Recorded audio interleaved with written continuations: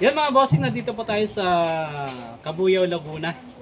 So ang ito-troubleshoot naman natin ngayon dito mga bossing, itong Aerox na version 1. So ito yung problema niya mga boss.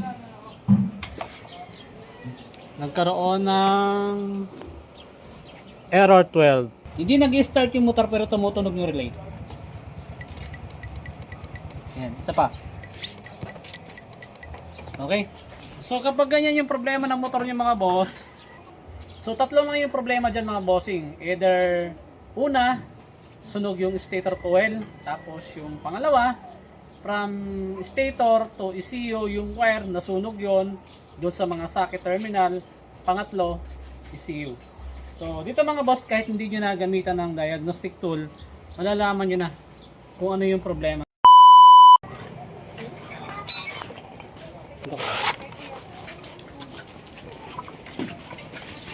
Si mga boss, nagkaroon to ng problema sa kanyang oil seal, no? Nakikita natin na latak ng langis. So subukan natin i-push-start mga boss. Tingnan natin kung nakakaikot ba yung bag nito or nakakagalaw kapag pina-push-start. Wala talaga. Pero yung relay tumutunog lang. Ayan. So sana ang problema lang nito is yung kanyang stator coil mga bossing. Check natin to. Ayun.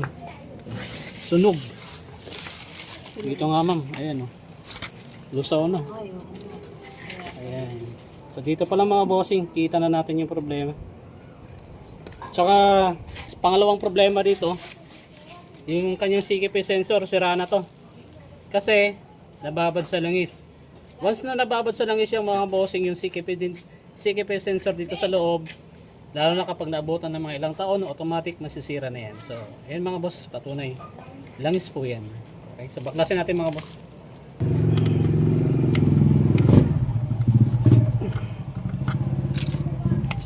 Ayan. Ayan mga boss, oh. Di ba?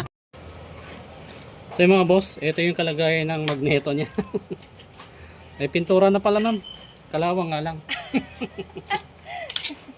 Oo, kalawang ano. Oo, kalawang.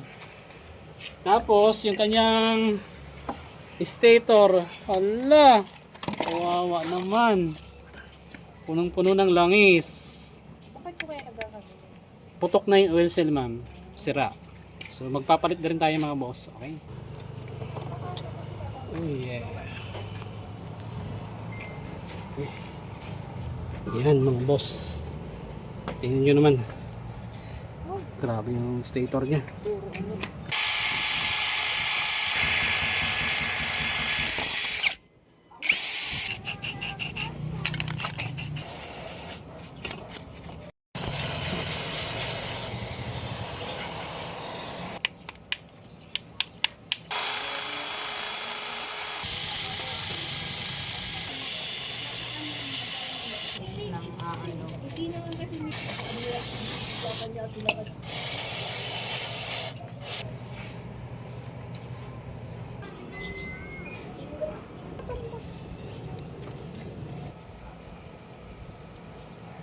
Okay, so check natin mga boss yung resistance niya. Dapat 4 kilo ohms to 5 kilo ohms mga boss.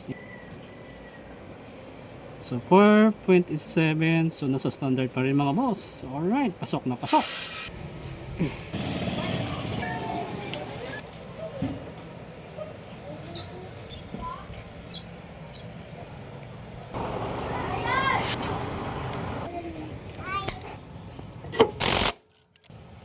Okay, so push start natin mga boss.